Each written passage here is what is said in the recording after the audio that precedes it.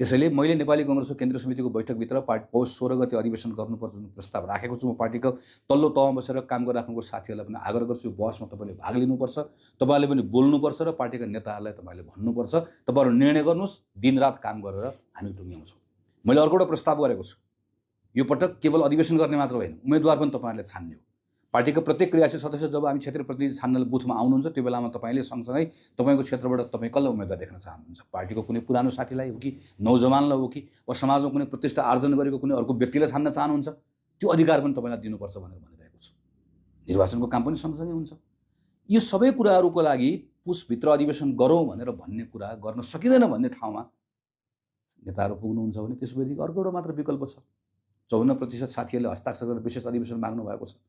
त्यही विशेष अधिवेशनबाट भए पनि नेपाली कांग्रेस पार्टीले नियमित अधिवेशन जस्तो अवसर हामीलाई प्राप्त नभए तापनि जति अवसर प्राप्त हुन्छ त्यो अवसरबाट भए पनि हामीले आफूलाई नयाँ बनाउने, हामीले आफ्ना थुप्रै कुराहरू छोड्ने, केही नयाँ कुरा थप्ने कुराहरूका सन्दर्भमा त्यो मञ्चको प्रयोग गर्नुपर्नेछ। म कुनै व्यक्तिगत कारणबाट प्रेरणाबाट यो कुरा भनिरहेको छैन, कुनै सत्ता शक्तिको कुरा होइन। म नेपाली कांग्रेस पार्टीभित्रको सुधारको खाँचोको आधारमा यो कुरा भनिरहेको छु, किनकि यो सुधार अहिलेको समयको माग हो।